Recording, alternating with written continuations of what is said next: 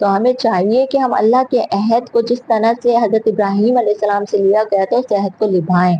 اس عہد کو سمجھے اور شریعت کو سمجھے، اور بے حیائی جو ہے نا، بے حیائی سے نکل کر ہم اللہ کی شریعت کو سمجھے۔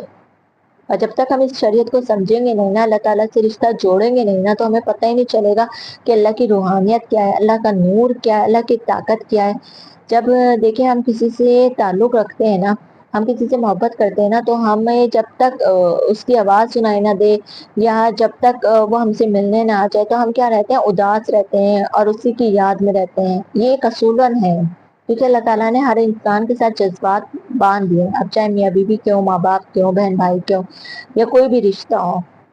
تو اس میں اللہ رب العزت نے کیا رکھا ہے، محبت پیدا کر دیتے ہیں۔ جب محبت پیدا کر دیتے ہیں نا، تو پھر جب ہمیں دکھائی نہیں دیتے نا اپنے چاہنے والے، تو پھر کیا ہوتا ہے، ہم مایوس اور اداس ہونے لگتے ہیں، اور یہ اداسی کم نہیں ہوتی بلکہ بڑھتی رہتی ہے جب تک ہم بات نہیں کر لیتے۔ تو ایسے اللہ تعالیٰ نے نماز رکھی ہے، اللہ تعالیٰ نے کیا رکھا ہے، اپنے سے تعلق رکھنے کے لیے ایک نماز رکھی ہے۔ جب ہم اللہ تعالیٰ سے تعلق رکھیں گے نماز، قرآن، ذکر کے ذریعے، تو کیا ہوگا، اللہ کی روحانیت، اللہ کی طاقت، اللہ کی نورانیت ہمارے اندر اترے گی۔ اور جب تک ہم اللہ تعالیٰ سے تعلق ہی نہیں رکھیں گے تو ہمیں پتہ ہی نہیں ہوگا کہ اللہ کی طاقت کیا ہے، اللہ کی نور کیا ہے، اللہ کی روحانیت کیا ہے۔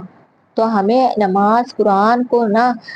اس طرح سے پڑھنا چاہیے جیسے ہمیں اپنے رب کو، یا اللہ تعالیٰ کیا فرماتے ہیں، میری یاد کے لیے تم قرآن پاک پڑھو، میری یاد کے لیے تم نماز پڑھو، تسبیحات کرو۔ اور